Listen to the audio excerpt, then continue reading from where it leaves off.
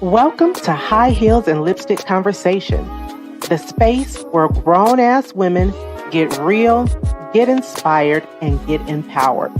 Where confidence meets class and real talk meets real women. Where we celebrate the power, resilience, and beauty of womanhood.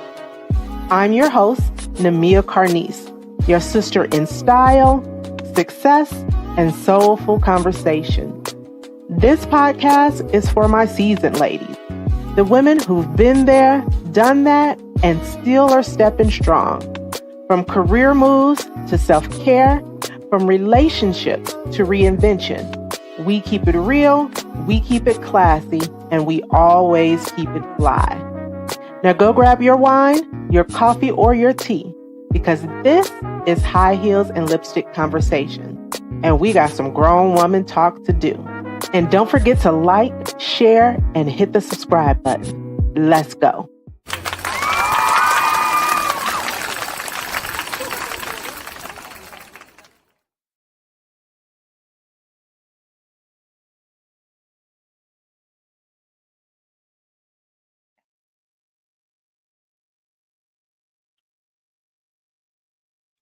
All right. Let me actually take off this banner. What is up? Welcome to another episode, another conversation with your girl, Nemia Carnese, and High Heels and Lipstick Conversations. I am your lovely hostess. I'm an author. I'm a business owner. I'm a woman in leadership. I'm a lot of different things, but tonight I am your hostess, Nemia Carnese. If this is your first time checking in with us, this is your first time tuning in into a High Heels and Lipstick Conversation, let me just first tell you a little bit about what we are, who we are. What is High Heels and Lipstick Conversation? Simply put, it's just conversation between grown ass people, right? If you are a grown ass person, we are seasoned folks over here. We ain't young no more. Most of my conversation is centered around topics pertaining to women, Black women in particular, but we don't leave our brothers out because they are an important part of our conversation and our story. I actually have a brother that's coming on tonight to help me to carry this conversation, and we got a lot to dig into. But at High Heels and Lipstick Conversation, we just grown, okay? We got money in our 401k now that we ain't touching no more. We got a few coins in our pockets. We didn't finally learn financial management. You know, our pots and pans match. We seasoned folks over here at High Heels and Lipstick Conversation. So thank you for joining us on this evening. If you are in the chat, I want to see you. I want you to be a part of this conversation. If you have never checked in with us before, this is your first time, or even if this is not your first time, just check in the chat with me on this evening. We either put some kissy lips in the chat, we put some high heels in the chat. If you're a brother, you could just wave and say hi, or just say hi. I don't want you to have to put no girly stuff in the chat, but that's how we check in over here at High Heels and Lipstick Conversation. And tonight, we want you to be a part of this conversation because we got a lot of shit going on, y'all. And we got to talk about it. And this is the only way that I can talk about it, because my husband don't want me talking his damn ear off all the time. So I got to go somewhere to talk about all the stuff that's happened because my husband don't want to talk about it. So I get to come before y'all. I get to come before my friends and just talk about shit, shit that we see, current events every day. Thank you for checking in, Stephanie. Kisses and hugs to you on today. How was y'all Martin Luther King Day? Did y'all enjoy? I ain't gonna lie, I'm not gonna even front like I got out the house and did something meaningful. I did, commemorate Martin Luther King in my own way, just kind of remembering what he did and the thought that he led for us as Black folks. But I didn't get out the house. It was too cold. Typically, I try to do something impactful in the community, a service of some kind, but I didn't get to do that yesterday. But, it is what it is. We still need to commemorate him, especially given this political climate. We're going to talk about that too. We're going to talk about a whole bunch of shit tonight. We're going to talk about Druski. We're going to talk about the Black church. We're going to talk about the infamous dress of Dr. Kari. I ain't talked to y'all in about 2 weeks. So it's just a lot that we're going to dig into tonight. And we want you to be a part of this conversation, whether you share your thoughts and your perspective in the chat. I can drop the link. You want to come on board. You don't have to turn your camera on. You just want to come and have this conversation with us. Come on, call in and have the conversation with us. You are more than welcome to do that. But we definitely want to hear your perspective on this evening. So listen, I'm not going to belabor this long because we got so much to talk about. I want to bring my guest up so that we can just immediately launch into this conversation on this evening about so many different things. I don't know how in tune you guys are into politics and some of the trending topics that kind of grace our social media algorithms every day. And so we're just going to dig into that on this evening. So I want you to give a warm welcome to my guy, my classmate. He went to that other school. I went to the best school, but we both came out in the class of 95. Mark B, welcome Mark B to the stage. What's up, Mark? The mighty West Side is where I went to. That's just so folks don't get it twisted. Stephanie, how you doing? How you doing, sis? You still a 95. They're gonna against you. We look, it's all love. Once you get about 10 years out of the class and everything, it's all love. You graduated in 95? Oh, okay. Right. What's going on, sis? That's what it is now. The class of 95 is some special people. Listen, we grown now. We grown. We've been out 30 plus years. We grown over here. Grown. Once it get past about 5-10 years, the years go by quick. It goes by quick. And but I still remember everybody I went to school with. Everybody. I'm horrible. I can tell you everybody from my class that I graduated with who's a 95er and who's not. I'm gonna tell you. I'm gonna tell people this is a secret, right? So my best friend Jill Carter. She's the one. She was the social butterfly. Yeah. She was the social butterfly in school. So I was such a introvert that people come up, hey Mark, how you doing? I'm like, hey, what's going on, man? How you doing? Look, hey, let me get a picture so I can show the Jill. I'm take a picture. Hey, we take a picture. I send to Jill. Jill, who's this? Right. And Jill's like, boy, that's so and so. I get on her nerves so bad when I do. But remember, no damn. I forgot. I forgot. There's few people that I remember, and please charge it to my head. I'm old. My kids drove my nerves crazy. That's why I got all this gray in the beard. Right. It's not because you're not an important person. Right, absolutely. So show some grace. Stephanie checking in. She says stand up 95. Stand up 95. That's Stephanie, right. You went to that other school. We went to the best school though. The West Side. Okay, the West Side. I invited you on, brother, because one, you know that over the years we probably have gotten to our debates. You've been on the platform before, so this is not your first time being on the platform. You also provide social commentary, and so obviously I respect your perspective. It's a balanced perspective, but it's also a truthful perspective. So I just want to dig in tonight. Okay, we're talking about current events, and so it's a lot going on. It's a lot going on. It's a lot going on that impacts us. Well, I mean, I guess we could argue that, but it's a lot going on that impacts us as a community, or as we think about our algorithm, what comes across on social media. And so I want to start the conversation here. Okay. What you know about Clarissa Shields and Papoose? What is your perspective? I'm going to pose a question to the audience. I'm going to pose a question to you, but I want to get your perspective first on Clarissa Shields. She's a boxer. I do. Yes. Them hands is heavy, as they say. She got hands on her. I like the way that she is around Papoose. I like that she can be feminine around him. I like that she can, since her movie came out and she got a little more change in her pocket and stuff like that, she can glow up and wear the nice dresses and have her hair done really good and stuff like that. Fixed, her makeup got the teeth fixed. Yeah.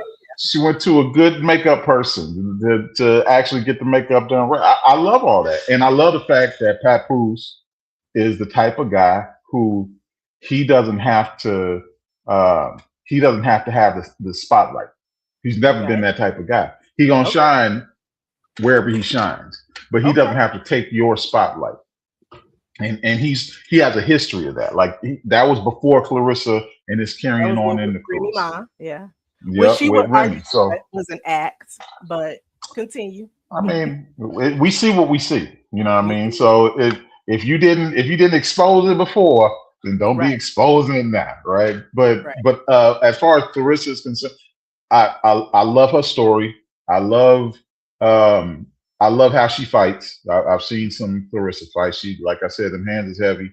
Um, I I I hate the fact that um it has to get so messy. You It's know what I messy. mean? That's the Messy. part that I hate. Yeah. Yeah. And it's not her fault. There's two people Well, that got married. I argue that some of it is, but I'm gonna let you I don't continue. know. Yeah. Well, there's two people that got married. There's two people who had a relationship, who had a covenant, and anything that happens outside of that, there's two people at fault for that. Yeah. You know what I mean? Like everybody else that comes along, they can only come along if you bring them along. Right. So, there is no Clarissa and Papoose if Pap doesn't holler at Clarissa. You Right. know what I mean? So, and there is no Remy and Great Value brand Papoose if Right. you know if he ain't holler at her, or she didn't holler at him, or she didn't allow herself to be hollered at. You know what I mean? So, I hate that because we got enough going on, and it seems like things have calmed down a little bit. We got Yeah. enough going Listen, on in the black community and to hear, see them be messy towards one yeah. another, and they got a kid together. Yeah.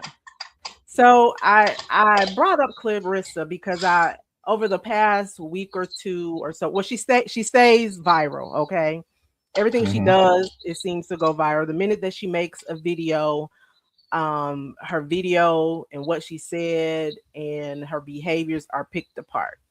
So it's good Yep. that we hear Yep. your perspective as a man because Black women, by and large, in the majority, have a very different perspective of Clarissa. Okay.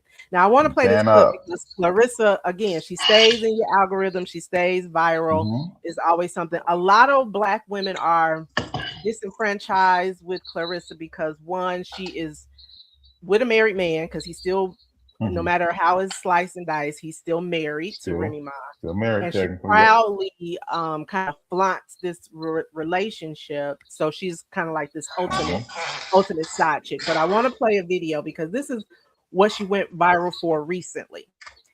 I'm going to Hmm. play the video first, and I'm going to tell you how I observe most Black women to perceive Clarissa, not just because of this video, but just overall. So give me a moment. Let me share my screen. Hmm.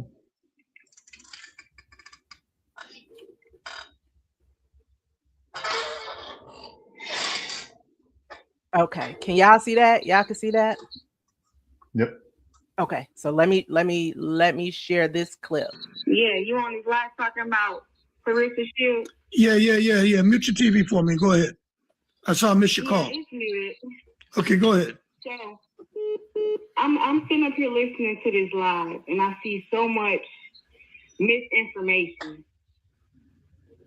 Okay, well, go ahead. Go ahead. Hold on. Go ahead. I want to hear you. I want to hear you.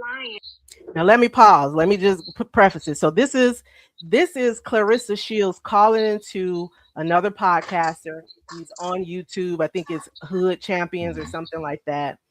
He's getting big numbers because this clip has gone viral. So he's had a lot of critique of Clarissa Shields. And a lot of people have voiced their issues or what have you about Clarissa Shields. Clarissa Shields calls into his show live. However, at this moment that we hear her talking, she's pretending that she's not herself. So she's talking in third person. Okay. So I'm just setting that context. Okay, let's finish. And saying that this woman owes tax money.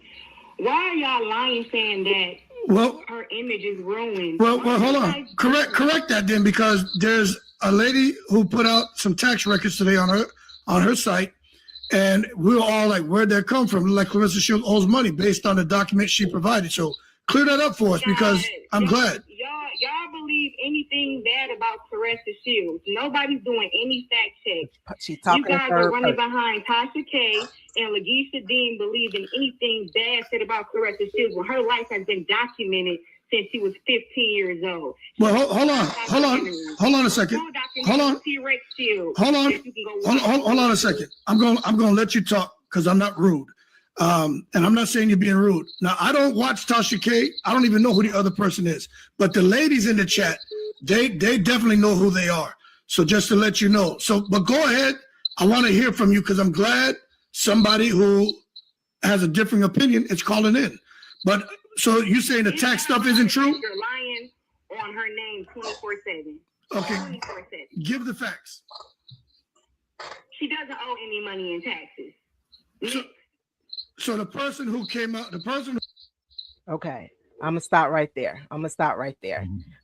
For the rest of the video, she continues to have this conversation in third person. You can go and check the clip out. It's easy to find. But she's having this conversation in third person until finally she forgets that she is supposed to be somebody else posing as a friend or somebody that knew Clarissa. And so this video has gone viral. And when I tell you the sentiment from a lot of Black women in particular is that Clarissa is not the sharpest tool in the box. Okay.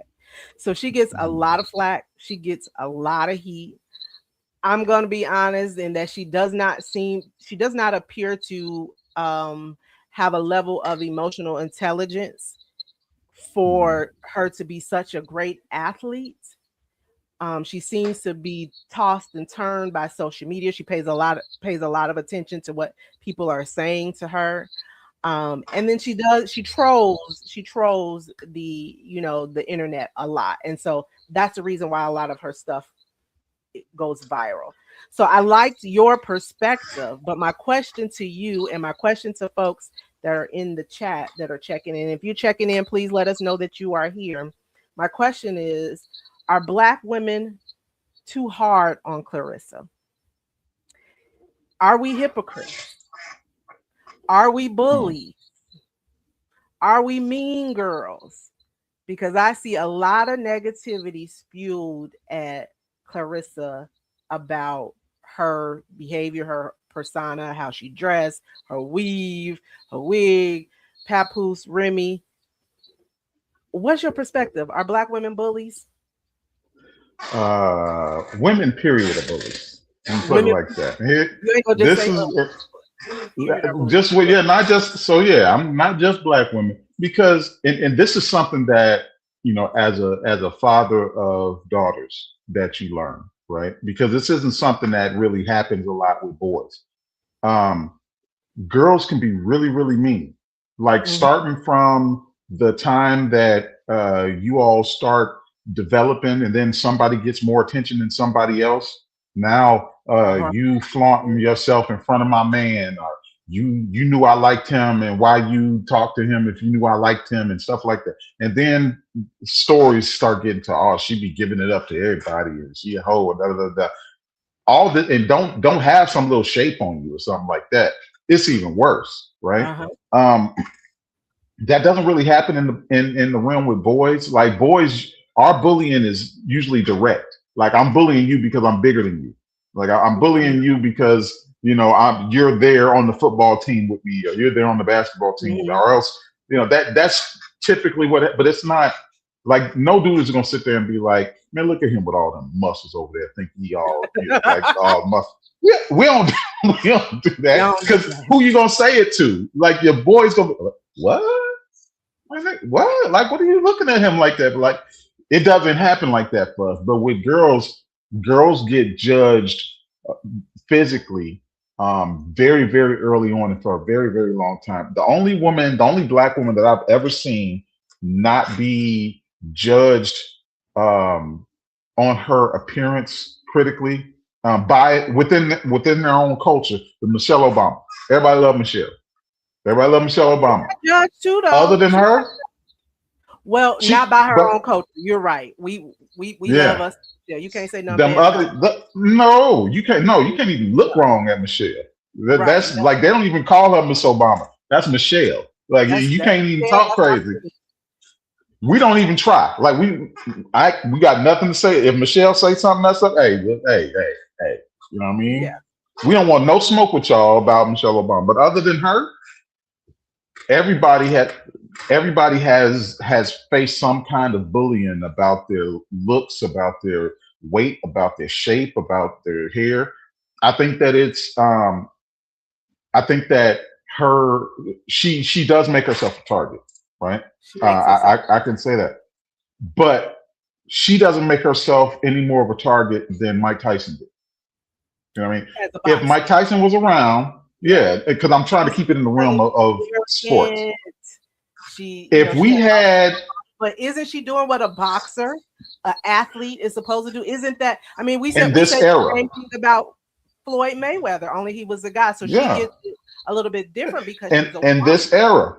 Because we grew up before social media, so our superstar athletes, they were kind of crystallized in this. They're perfect and they never say anything wrong. The fact is, they said and did a lot of stuff wrong. Reporters didn't report it because they wanted access to that athlete, and they weren't going to get access any other way other than making nice with Michael Jordan. But us from the region, we knew Jordan was getting it in. We knew Jordan's wife was getting it in.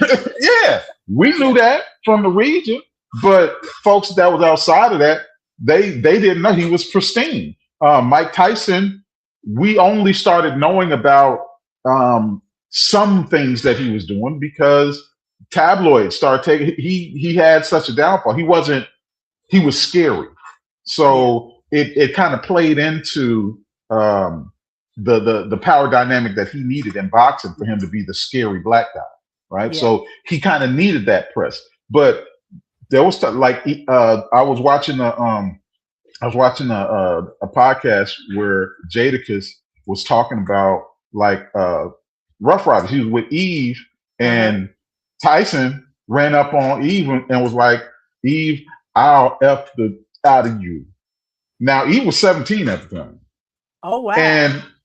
And they were like they were over there like, what we gonna do? This is like this Mike Tyson. Like they coming up with a scheme like who gonna hit him? Like who gonna go first? Because the first dude gonna get slept. Like these are the conversations the guys were having, right? And then they came to Eve. They were like, "Hey, you probably gonna have to eat that one, you know, because what are we gonna do?" And Eve understood. That's Mike Tyson. You know what I mean? Like, what am I expecting? You either gonna shoot him, or you gonna have to let it go. You know what I mean? Athletes, boxers in particular, come with a certain bravado, and so the question is like, why is Clarissa's bravado looked at more negatively than say Floyd Mayweather or Tyson or Ali? And I can't help but think it has to do with the fact that one, the inequitable feel, Black women we can't show toughness. We can't show bravado, or we're thought of as angry, so on and so forth. That's a lot of it, yeah. But then two, we are mean. If you are just checking in, we're talking about current events. We started with Clarissa and the viral moments that she's had, and just her in particular. Please chat. Put your thoughts in the chat if you would like to come up. I'll drop the link. Those that would like to come up, if you have a thought or opinion, something you agree with or disagree with. We're just having some good old current events talk, and we're talking about Clarissa. And the question that I pose, please put your thoughts in the chat, is: are Black women too hard on other Black women? Are we bullies when it comes to other Black women? And so we use Clarissa as an example, if you're just checking in terms of how she is treated on social media, the thoughts and the comments that are shared about her that we often see on social media. The other thing that I was thinking about this topic is how hypocritical sometimes we are as Black women, because I don't see nowhere near the same heat for like your Cardi B, right? So we know she has Mhm. a whole new baby. She's still married, one, okay? She has a whole new baby by Stephon Diggs. But what we often see of Cardi B is a lot of women like high five her, because she got away from Offset and things. But what's the difference? What could be the difference? What are your thoughts? Listen, We're that's hypocritical. that's the funny part. The funny part is, and I tried to think about what the reason is, right? Because Mhm. it's not like she pulled a Sierra and went from like a trashy dude to a dude that treats her well and respects her and honors her. She went to a husband that was cheating on her, to an NFL player who was cheating on her, who had a chick pregnant at the same time she was pregnant. You know what I mean? Yeah. Who, if anytime you see a picture of him and her together, he looked like a hostage. You know what I mean? Like, Right.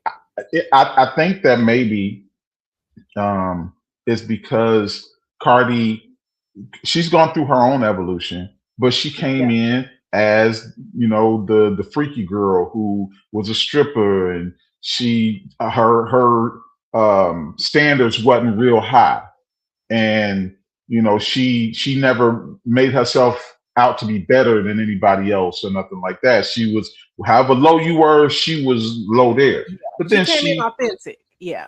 yeah, and Yeah. then There's an she, authenticity about Cardi B. yeah, I think people have an expectation of Clarissa that's insane, because she's supposed to be an intellectual. She gets hit in the face for it. Like, how Yeah. many boxers do you know would you trust them to do your taxes? You know what I mean? Right. Like, we don't require that. She hits hard.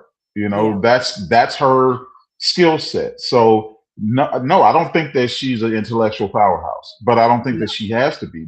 Is she nice? Is she, because there's people who are book smart and then there's people who are people smart. Mhm. Is she people smart? I don't know, but she's not doing anything different than Kevin Durant. But Kevin Durant has burner accounts. He admits to it now. He got burner Yeah. accounts where he be talking about, hey man, y'all need to get off Kevin Durant and blah blah blah. That he do that. You know what I Yeah. mean? So it is. I think that it is hypocritical. I think there's Hmm. shoot, even Krishan Rock. People big up her when Yeah. you look at her, you look at the child that she has, and you know that everything wrong with that child has everything to do with what she was doing while Why she she was was pregnant. pregnant. Yeah.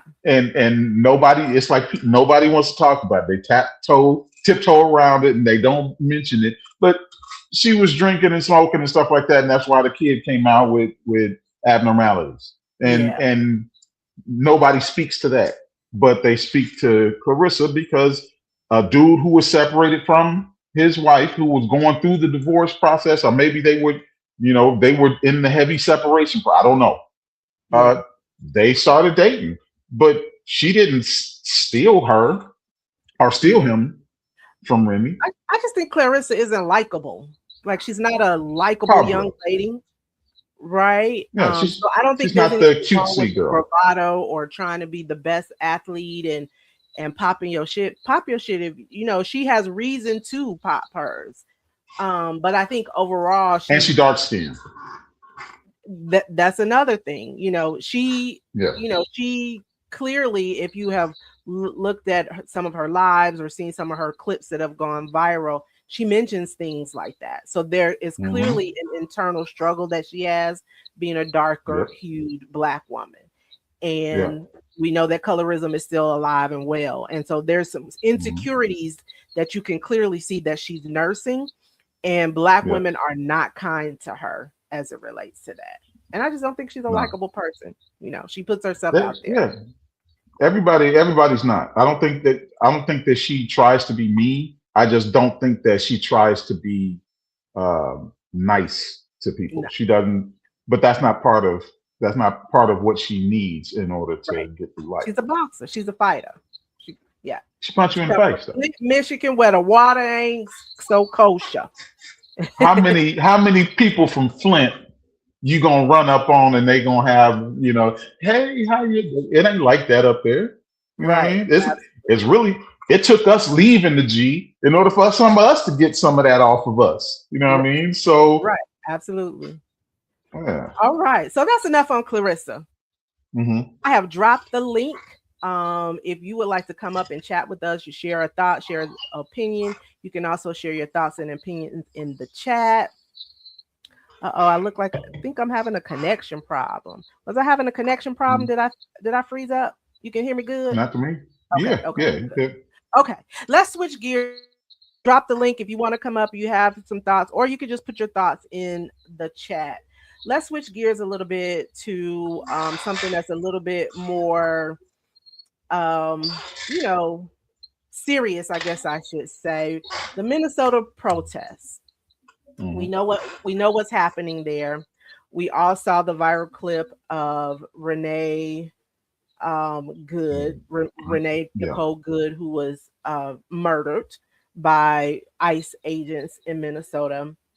The protests are progressively ramping up. This weekend, we saw a young man, influencer, YouTube influencer, or something of that nature, who is a Proud Boy. He was actually one of the Proud Boys that Trump granted clemency. So he was locked up, convicted, and Trump of January 6th, storming the Capitol, he was a part of that group, and Trump granted him clemency.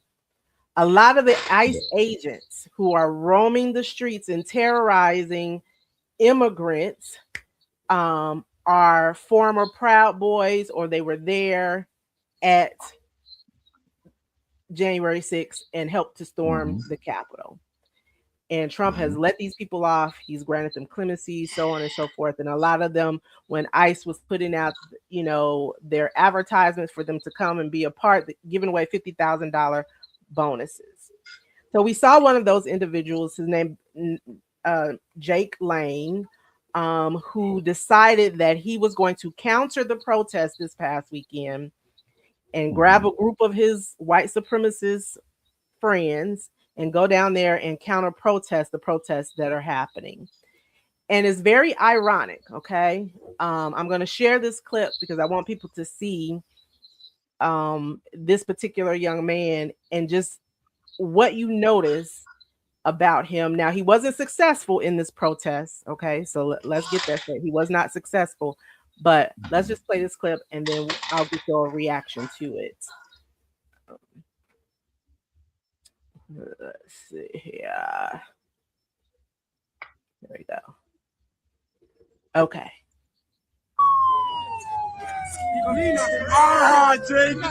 This is the actor Jake Lane.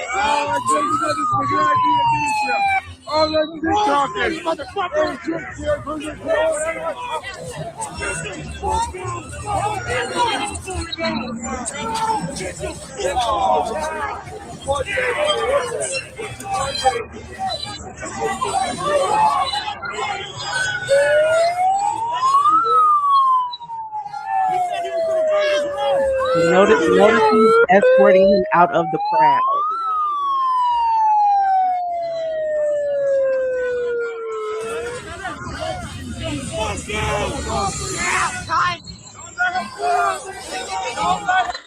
Okay, I'm gonna stop right there. So for those who don't understand what's going on, so this agitator, Jake Lane, he is out there in the masses trying to counter the protests. And if you notice, there's a black man who helped him to escape. They was supposed to tear him up, okay? Tear him a new one.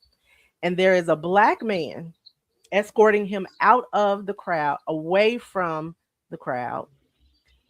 When he gets away from the crowd, about 2 blocks down, he gets into the car with a woman who happens to be a trans woman, and that's how he finally escaped.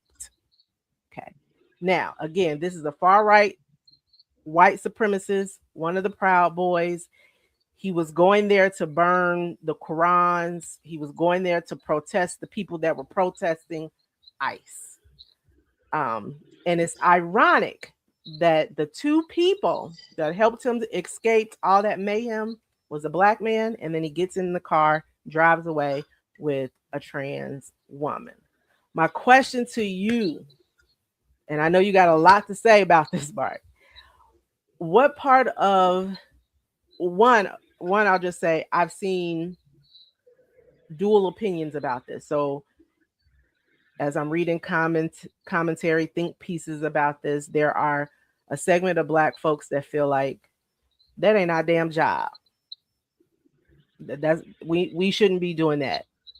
There are another segment of Black folks that feel like, you know, that was an honorable thing, and perhaps this will be an opportunity for this far right activist to change his ways, right? Because he was ultimately saved by the folks that he was protesting. But is that our damn job?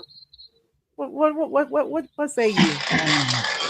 So when I see that, I'm conflicted. I can honestly say that I am conflicted.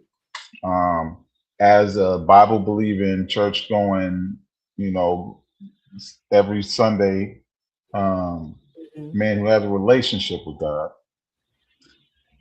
I don't want to see violence done on anybody. Yeah. I don't want another Charlie Kirk situation to happen. Right. Yeah. All of that. But I am a big fan of giving you what you want. If you go to Burger King, you want a burger. Right. I shouldn't serve you tacos, right? I'm doing you a disservice if I'm serving you tacos when you came for a burger. Now he came to that protest to disrupt it and to get into a fight. Yeah. How dare I prevent him from getting what he wants when he comes to get into a fight? That's not my job to prevent.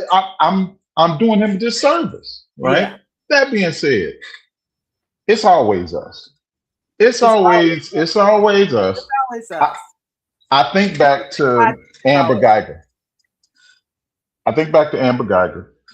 And if folks don't remember, she's the police officer that went into a dude's apartment and shot him in the chest while he was eating a bowl of cereal, saying that she thought it was her apartment. Yeah. And I think about her family who are devout Christians. Mm-hmm. And I think about her brother who hugged her. I think about the judge who hugged her and gave her a Bible. What are the two things that those people have in common? That judge and that brother, both Black. Mm-hmm. I have an issue with people who seek to lessen the repercussions for white people, because in our country, mm-hmm. they've never, and when I say they, I mean white culture. I don't mean individual white people. Right. They've never had to atone for the sins of their past, whether it's reparations. It doesn't matter what level of political affiliation. If they're white, they usually tend to say, I don't know about reparation. Even Bernie Sanders, he can speak eloquently about every other topic and tell you exactly what needs to happen with every other topic. But you ask him about reparations. What is reparations? How are we going to pay for it? Somehow he loses all of his juju when he talks about, and I feel like watching that and watching that young man feel like he has to, save this man and prevent him from being accosted by these people that he came to accost. Mm-hmm. I feel like that is a representation of what being a Black American is. Yeah. Like we're watching the crumbling of our democracy right now, not because of anything we did. Right. This is all white folks, starting from January 6th. Yeah. And they didn't hold them, not starting there, but starting from there is the current downfall. We never made the Union soldiers pay for fighting against the country.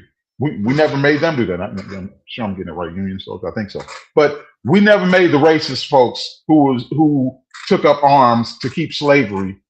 We never made them pay. We never took their land and gave it to either the North or gave it to the slaves that and we never made them atone for what they did wrong. So when you don't make people atone for it, when you don't allow them to face the consequences of their actions, they don't sit back and think, man, I was wrong. Maybe I should do better in life. No, they get emboldened. I got away with that. I'm gonna get away with some more. So you move forward with the civil rights era.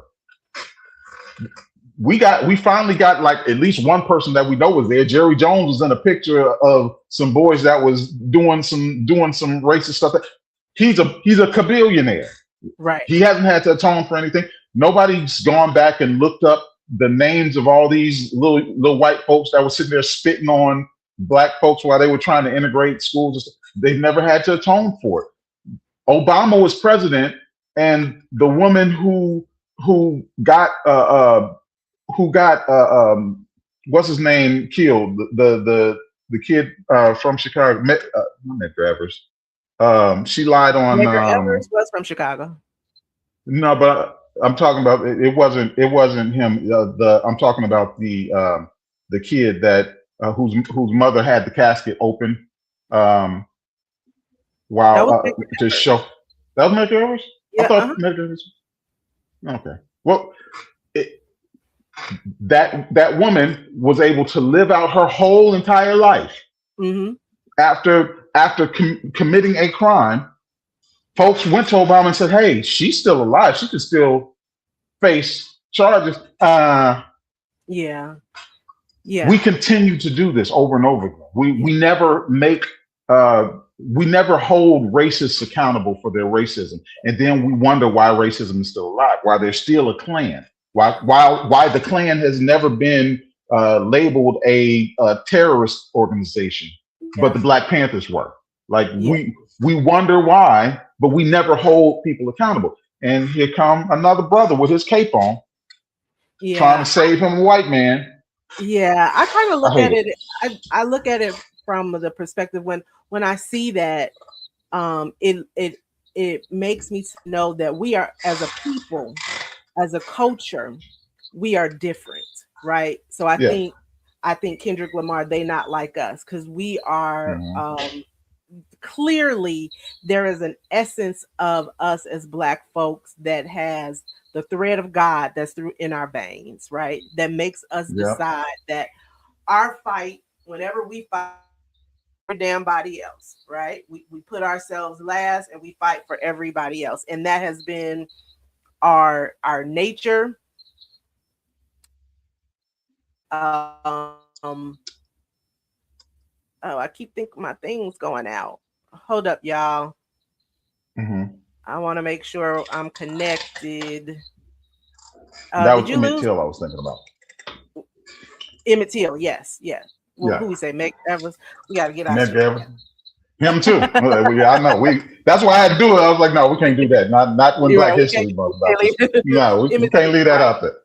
Right, but what I was saying that there is something unique about us as a people, where traditionally and historically our fight has not been for us alone, right? It has not only been about justice for us, but we have fought, bled, died for the rights of everybody else. And that is the nature of us as a people. So when I see this man, this is this white supremacist, he's very vocal about his thoughts about Black and brown people, his thoughts about gay people, so on and so forth. He's very vocal about those things. He's doing things like threatening to burn the Quran and so on and so forth. And they do this under the guise of Christianity, which I don't know what kind of Christianity, what Bible they reading from, but they do it under this guise.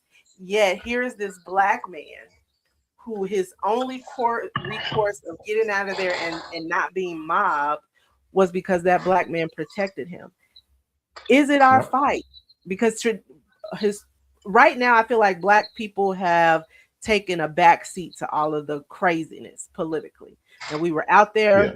with Floyd. We were marching. Mhm. Black women were at the forefront of this. This time around, I just feel like this ain't our fight. Let them fight it out in the streets. Let them protest in the It's streets. it's not our fight, but it kind of is, because we know if we're old enough to remember 9/11, and we're old enough to remember how much there was a togetherness when Mhm. everybody was scared. When white folks were scared and they thought that them other folks is gonna come get us.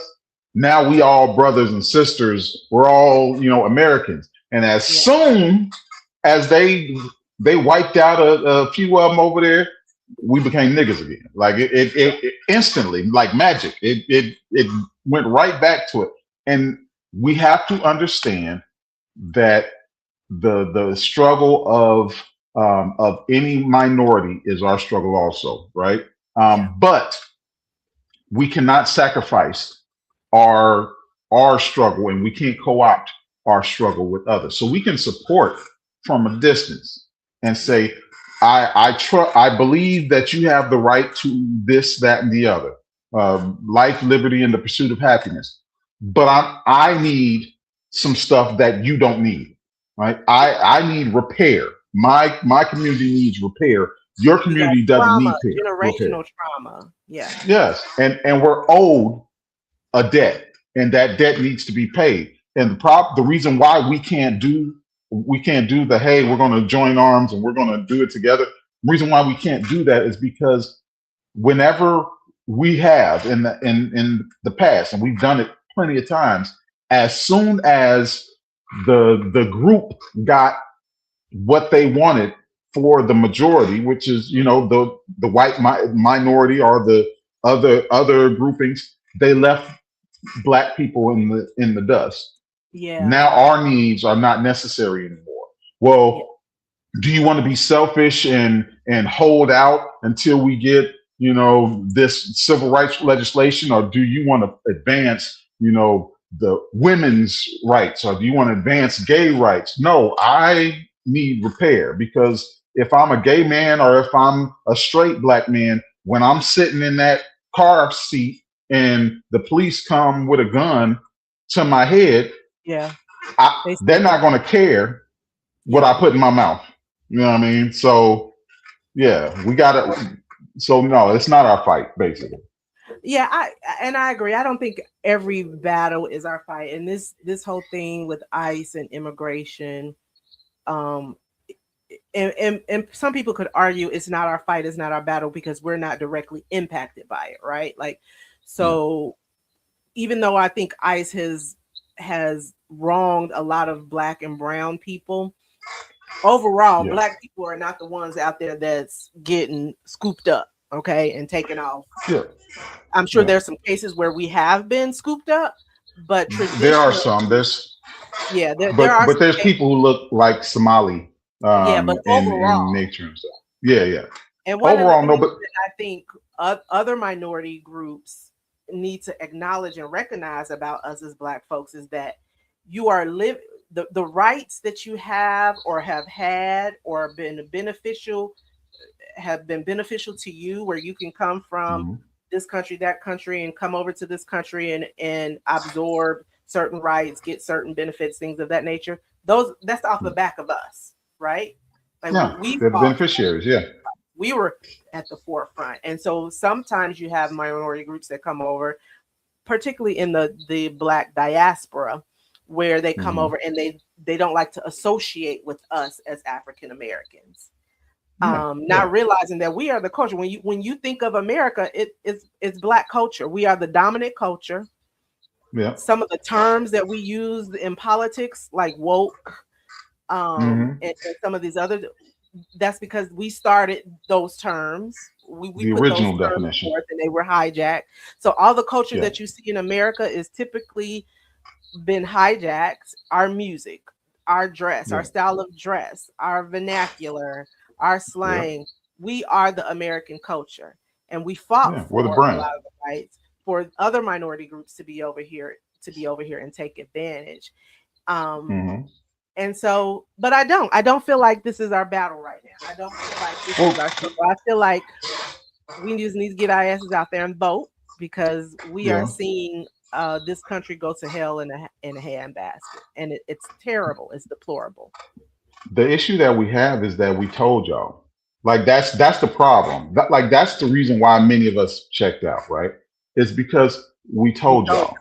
Yeah. Like we said that, hey, so there's this group or this podcasting network called the Young Turks. I used to watch them all the time. I stopped Yeah. watching them because they started um, issuing olive branches to MAGA enthusiasts with the mindset of, well, we have to find a common ground with them. Mm. And the only way that you find a common ground with them is by allowing racism and the bigotry. That's the only way, because they're not going to get rid of it, right? Right. So Yeah. I had to distance myself from them, and my mindset. And now they're coming back and saying, "Well, we were wrong." Yes, you were wrong. We told you. Like, Yeah. and now people Told are y'all. suffering. Right. And now people are suffering because you want to believe that somewhere deep down in all these little racist white people's hearts was some level of humanity that was going to allow for everybody to live equally. It doesn't exist. You have to stomp. You have to make the hard line racism. Yeah. The hard line of, you can't come over here if Yeah. you're racist. You can't be a leader if you're racist. You can't. You have to make that the hard line. Then you can grow a republic, but you can't grow a republic and allow a little bit of racism to keep seeping through, because it doesn't stay little. It grows. Yeah. And this is what we have now. This is what we have now. Yeah. I mean, it is it's disheartening. I personally cannot help but to view the times that we're living in from a spiritual aspect. Mhm. And I'm also amazed. I think, so we're entering hard times, and I just think, as a Mhm. people, as those of us who are believers and who say that we're believers, it's just praying times. But I don't think Mhm. this battle is for us to get out and battle it out in the streets with protests and things of that nature. I think our voices are better heard in this current climate by going to vote, Mhm. right? We And got to be and strategic. we do got to Anything be. that we do now, we have to be strategic. Yeah, yeah. I'm at the point now that I can honestly say I do not label myself Democratic or Republican. Like, I'm at that No. point. Like, I don't want any of those labels, any terms, or those terms pressed on me. I want to be able to vote my conscience, but I don't identify as one or the other party, because both of them sometimes be full of bullshit. Yeah, I left the Democratic Party, like being a cheerleader for the Democratic Party during the Obama administration, and mainly at that point it was because I didn't feel that I saw Obama come in and have a Democratic House, a Democratic Senate, um, a a um, a Supreme Court that was at least Hmm. fair for the most Yeah, part, and they still couldn't get universal health care. yeah. And it's because He they got a lot of didn't want it. yeah. He got a lot of pushback Yeah, because of his race. within his own party. Yeah, Yeah, within his own party. yeah, And I saw that, and that's when like the veil kind of dropped for me, where I stopped thinking like it was the Siths against the Jedi. That's how I grew up thinking. The good guys against the white hats versus the black hats. And then you understand that a lot of the issues that we have, like the Democrats can write books and thesis statements on everything that is happening to the black community, but they won't write their names on legislation to stop it. yeah, So then I started looking at, hey, it's not like the Republican Party is better. It's yeah, it's like, would you rather not be acknowledged at all, or would you rather somebody acknowledge all of your pain and struggle and then gaslight you into thinking that they really want to do something about it? Like that's yeah, where we are. So yeah, I haven't been affiliated with any kind of party in at least 10 years. yeah, yeah. So I think this is a good segue. By the way, if you are just checking in, please be a part of this conversation. Please check in the chat. Let us know that you are here, that you are listening in. If you have thoughts, feel free to express your thoughts and opinions and your commentary in the chat. We're just talking about current events. We're talking about politics. We're talking about the Minnesota protests. We've talked about Clarissa. So my question, I guess, is a good segue, because you said, we both have said we do not affiliate with either party. So how do we feel about, particularly, and I'm going to pose it this way, or I don't want to limit it to just celebrities, right? But the current state of the Republican Party and where they are, and the current state of who's running the Republican Party, which is the MAGA, Trump, and all of that. How do we feel about Black folks in our community that identify with this current administration or this current political affiliation? And I'm going to say this. In my personal space, not so much. But what I see on social media, I see a lot of damn Black men who associate with Trump.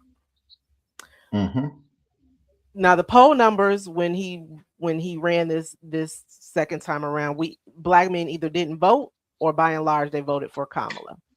But what I see from Black men online is that they mostly identify with Trump and his policies and his administration and some of the things that he's doing. Yeah, I see Jamina. So what do we think about these Black celebrities, Black men who identify with Trump and his policies and his administration? Particularly Nikki Minaj. First part of the question, what do we think about those who identify with this administration? And then we'll dig into Nikki Minaj. You want to come up and say something? Let me know in the chat, because I see you entered the room. So let me know if you got some thoughts and opinions, and I will bring you up on stage. You do not have to turn your camera on, but please let me know in the chat if you click the link, because you got some thoughts that you want to share. But go ahead, Mark. What are your thoughts? Yeah. All the guys that I identify with the Republican Party, they're all the same. They all have the same kind of mindset. It's the same kind of person. So that mindset is they've never cared about the culture. They've never had the thought of doing what's best for the culture. It's all individualism. Black people come from a communal society. We come from a society where if I eat, you gonna eat. Like if I got to eat a little bit less so that you can eat, then I'm going to eat a little bit less so that you can eat. But then we'll both be alive. And then maybe we can both go hunt and get some more food, right? So that everybody can eat. That's where we come from. And then there's individuals who like thirst for white approval. They thirst for white acceptance, and they identify success with whiteness. So that's why we get upset at these celebrities, because they made their money within the culture, and we think that they're supposed to be loyal to us. But look at how they are. Look at what they've done. Look at their history, right? So was I surprised that Nelly was a Trump supporter? No. What has Nelly ever done? I ain't surprised at Snoop. I'm not as surprised at Nelly. No, Snoop threw me. This is why Snoop threw me. Snoop threw me because if you look at Snoop's rise and how he gained popularity. Yeah. Oh yeah, he's a white darling, right? Yeah. But he also was wise enough when Trump was first running to be with the people and say, which one of you tap dancing, here I go boss type Negroes is going to be going to this inauguration. Because remember, Trump and them couldn't get anybody at the inauguration. That's why Travis Green, and I still look at Travis Green funny. I don't care if he's a pastor or not. To care less. I still look at him funny. That's why Chrisette Michelle, and we told sis, don't do it. And she didn't listen. We treated her unfairly, though. We treated her unfairly. I get it. I don't disagree. I don't disagree, but she put her hand on the stove because her ego told her that she was that her talent was good enough to transcend politics. These are people who don't ingest a lot of politics, right? So they think that there's goodness in every single human being, and all I have to do is transcend them with the power of my music and the power of love, right? And then they get there, and Trump didn't even shake their hands. Why? Because you're black, sis. When it's all said and done, the power of your music does not transcend his bigotry and his racism. But And I we tried to also tell think you that. their pockets align Yeah, with Trump's policies, right? So we're your everyday black people, right? We still in the yeah, struggle, yeah. right? Okay, Right, we may right, be right. doing better than we used to, but our Hmm. money still get a little funny every now and then. Yeah, yeah, Some yeah, yeah. still It's rob Peter to pay Paul, right? Or it's still sometimes hilarious. we gotta My put some on chickens it, and my right? save my Right. chickens and my savings and the Yeah. savings and my check. Sometimes Yeah, yeah, yeah, we yeah, gotta buy shit on Klarna and stuff. So, but yeah, in yeah. reality, your Nicki Minaj's, your Snoop's, your Jay-Z's, he just ain't came out and said, "Hey, I align with Trump," but he's in the room I with them. wouldn't be surprised. Wouldn't be In the surprised. I room with was I was him telling and I was, Beyonce. I But was telling now Beyonce would throw me. The yeah, Jay-Z, no. I told my homegirl Courtney. I was talking. We were talking about this specifically. She said if Nas comes out and is a Trump supporter, the Lord gonna have to take me. I said I think you safe, right, Courtney. right? If you Because have, you know, he gonna because have to take us both because that's our you know dude. that's that's her man. Like you can't say nothing about Nas to Courtney. I said I think that you safe. I think that Jay. If it was Jay-Z, okay, that's on brand. But Nas, nah. And there's certain people that the money isn't what makes them who they are. It's just a thing that they have. Yeah. And when they have the money and they have access, they still see themselves as part of the people. And then there's other people who get money and are like, thank God I don't have to be around these Negroes anymore. You know what I'm saying? Like it depends on who they are. Now Snoop never presented himself as somebody who, like, if you watch the Diddy documentary, I just finished it. Mm-hmm. You know how Diddy was all hugging people. Hey, come on, get in the picture. I need a bath. I need you to bathe me and that like Snoop never presented himself that way. That he needs hand sanitizer, wiped him down from the top to bottom. He never presented himself that way. So it being a business move just didn't seem like a smart business move, right? Yeah.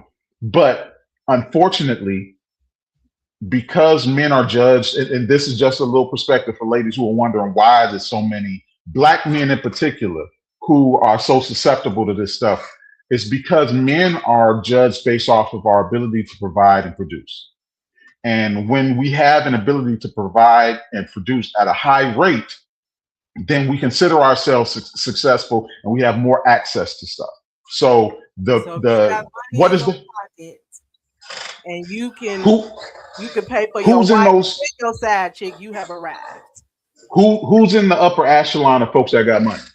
Yeah. The color starts leaving, right? So when you have money, yeah, you got money, but they got more money. And they treat you real nice because you got money now. Now you're not a Negro. You're just a Negro with money. You have a colorful background. I also think we got to be careful about that, and we're gonna touch on Nicki Minaj because I feel like, and I'm gonna share this clip. I feel like she's playing herself. I feel like she's allowing herself to be played. So she is one of those celebrities that aligns herself with the Trump administration. Mm-hmm. Recently, over the last few days, she's gone viral because she's had this back and forth with Don Lemon. Don Lemon was recently in Minnesota in the midst of all of the protests. The ICE protests, a group of protesters entered into a church on Sunday morning where there were parishioners. They were in the midst of worship. And Don Lemon came in with his own camera crew, just getting the footage, okay? And because Nicki Minaj is a Trump supporter, we saw her several weeks ago did it with the Turning Point USA, Erica Kirk, the widow of Charlie Kirk, and he went. She made Anaconda, right? She what? She made Anaconda, right? Where she was twerking. And, yeah. okay. All right. Okay. Go ahead.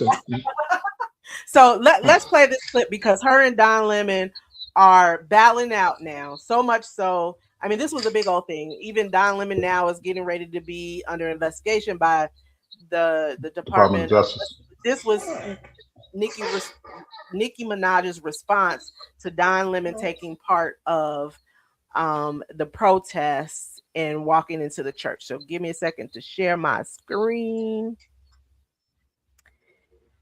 So this is the tweet. If you can see my screen, this is the tweet that Nikki Minaj shared, once it started going viral about Don Lemon. She says, Don cock-sucking Lemon is disgusting. How dare you? I want that thug in jail. He would never do that to any other religion.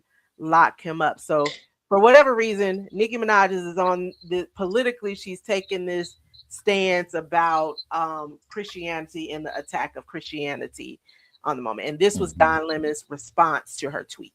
Unhinged, homophobic tweet about me. I usually don't respond to this stuff, but let me just say this. Nikki Minaj, stop talking about shit for which you know nothing about. This is out of your depth, by the way. And you are a homophobic bigot. You don't care about African Americans. You're not an African American. From what I know, you are reportedly an undocumented citizen, so you should be deported under Donald Trump's rules. And the other thing is that your family members, you have one family member who is reportedly a sex offender, the other family member, your husband or whatever, a sex offender is your husband, and one of them is reportedly a pedophile. And you have nerve to talk about me and what you think that I do? Nikki Minaj, get a life. Stop being a pick-me. You should have put a pick-me doll on that damn tweet instead of a Chucky doll, because you are nothing but a pick-me. And I choose not to pick you. And so should black people, and so should gay people. Shouldn't buy your music. Clock that. Clock. So that was his response. Okay. Mm-hmm. What's your thoughts? Is Nikki out of her lane? Oh, she's definitely out of her. She's out of her administration. Yeah, she's out of her lane because she's not smart when it comes to politics. She doesn't know what she's talking about. Like, you ever tried to have an intellectual conversation with a wino? I have. Right, and it's entertaining unless you're taking it serious, right? And when you're talking about serious stuff, you can't have a conversation with a wino, because they're gonna start a sentence and then the end of that sentence has nothing to do with the beginning of it, right? Nicki Minaj is that. Like, she has no depth when it comes to her knowledge of politics. When she's talking about what should be allowed and what shouldn't be allowed, her husband, according to, and he was convicted of it, so I don't have to say allegedly, her husband held a woman at knife point and sexually assaulted her.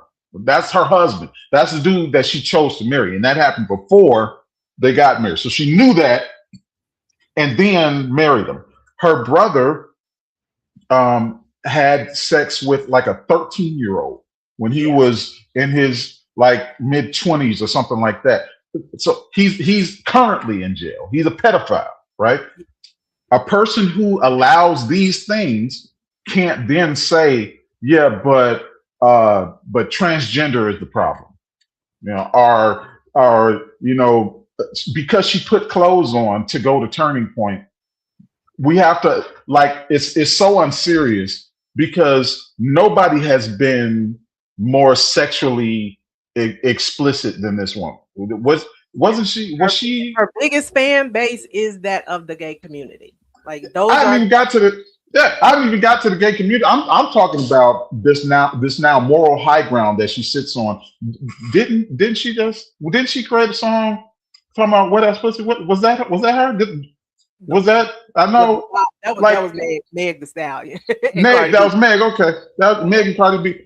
Yeah, but I remember the videos of Nicki Minaj, and I remember there being very little clothing. Yeah, she's had And it was a song Truffle Butter, or yeah, okay.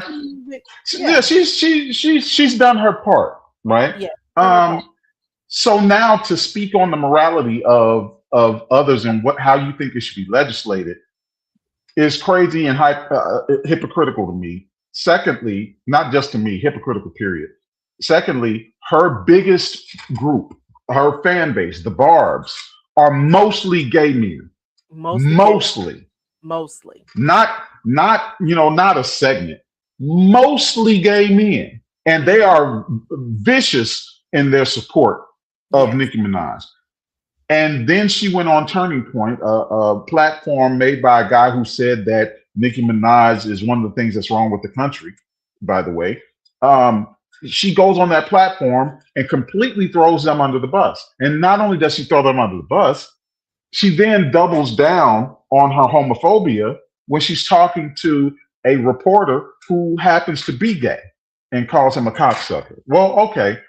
Yeah. Yes, he does that. I'm assuming that's part of being gay. He's last married. I checked. Last time I checked. But his husband isn't a pedophile. So maybe if he was, a lot of people are saying that she has ulterior motives, like she is aligning herself with Trump. She's going on Turning Point USA, not simply because she's trying to protect Christianity. Especially, I hope, her thought is that I just think she's informed, because the Christianity that she's trying to protect is that of white supremacy, and it's two totally different. But she's not a member of protecting white either one. Christianity, two different things, totally separate. I don't think she's uninformed when it comes to the decision that she's making. It's not like she just woke up one day and decided. No, I think it's calculated. I think that the outcome, I don't think that she's totally prepared for, because one, white people are not going to take you serious because their daughters had your posters up where you were bent over and looking back at it. Like, so they know who you are. So they're not going to take you serious. You're not Kim Kardashian, right? You're not going to do this cleanup act where all of a sudden people take you seriously. It's not going to happen. You're black. Secondly, have that privilege. Yeah. Secondly, you're not even a citizen. You're not even a real citizen of the United States. You're talking about stuff that ain't your business. You should be hoping that somebody in ICE don't get a buck up there behind about you and send you back to Trinidad. You know what I'm saying? Because you're not even a full-fledged citizen here. You never even went through the process to do that.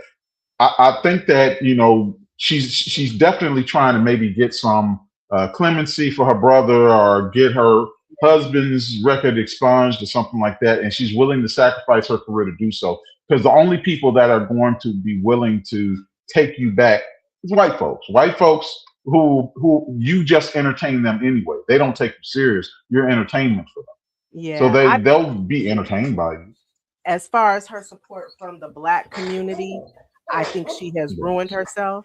I mean, it begs the answer. Like, we don't have, and I hear this argument all the time, and I think it's a valid argument. Like, just because she's Black, or because celebrities are Black, or Black men identify with Trump, don't they have a right to their own political perspectives, their own political thoughts? Don't they have a right to be able to align with the person in office or the candidate in office that, feeds their value system? Don't they have that right as Black men, Black women, celebrities, so on and so forth? But I think looking at Nicki Minaj, she has pretty much we probably done with her ass. That's what I'm gonna say. Yeah, you have that right, as long as when they're done using you as a mascot, you don't try and come back like Candace Owens. Yeah. because you will be. Check Candace Owens. Check is they not calling her back no more. Like she can't get booked on these white shows that she was going on and trashing black people. She can't get booked on them no more. So as long as you're willing to live with that, that's fine. Like all of your friends should be white. Like that picture that Candace Owens took of her bridal shower, and she was the only black person there. Like that should be your life, your existence moving forward. And as long as you're fine with that, cool. But you made your money in the black community. You sold your poetry, which is what rap is. You sold that to black people. You identified with, the black struggle because you initially spoke up against Trump. So you identified with the black struggle before you made this heel turn, and you just got to live with it. If you're fine with it, then I'm fine. West, right? When he was coming out and he was being a proponent of Trump, going to the White House with the red MAGA hat on and things, it was clear, even in watching that moment, which was, now that we look in hindsight, which was a mental decline for Kanye. I feel like Nikki is going through the same mental decline, but at the same time, they put themselves in a position to be used and abused. Yeah. And so they're exploited. Their mental capacity is exploited because here's a question for you. Tweets, you think back to Kanye and some of the things that he was saying. I'm like, you are allowing them to exploit your mental incapacity. Handicap. Your mental decline is being displayed for everybody to see it. And you think you're getting something out of it. And it's sickening and it's saddening. And I just wish we would not allow ourselves to be used in that way, celebrity or not. At least he has a mental handicap that we know of, right? Everybody else is calculated. So here's the question that I have for you. Name one artist from Young Money who isn't the same way that she is. Attention seekers, like? You mean attention seekers will turn their back on their own culture, don't really show any kind of affinity towards the black struggle whatsoever. It's all about what kind of money they. Drake, Weezy, was on that stuff. All of it. That's why I said that they're all the same. There's a thirst that some black dudes have for money and power because that's what they identify with, because that's kind of how we're judged. And there's most of us get our values from our moms, get our values from, the women. And I always tell people my superpower is that I was raised by black women and I have lots of black women around. That's the reason why most of my thoughts on things are aligned with the culture, because I was raised that way. And I surround myself with people who care about the culture.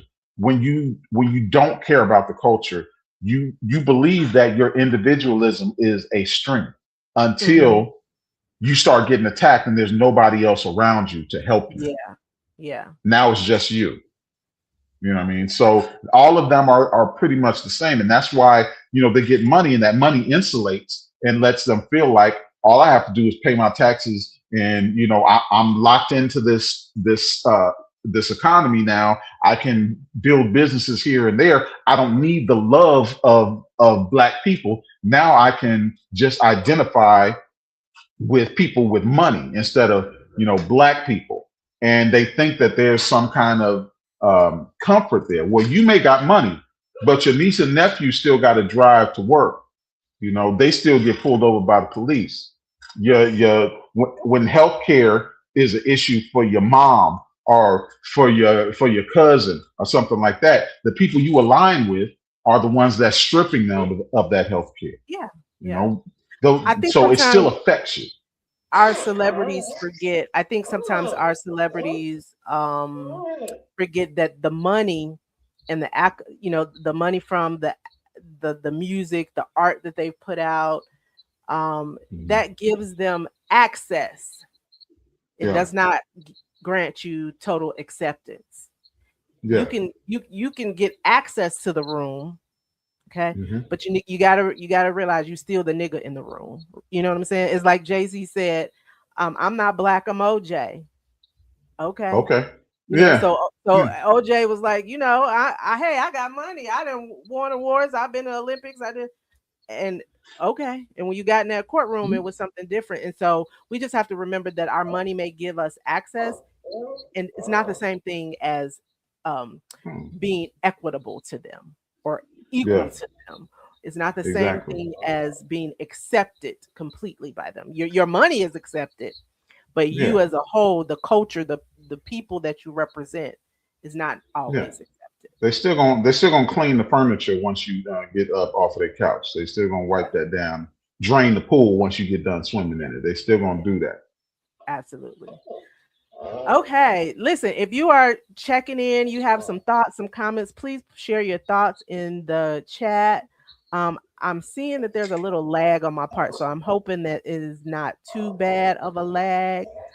I thought I restarted my intranet over here, so hopefully I haven't blinked out on anybody and that you're still able to follow the conversation.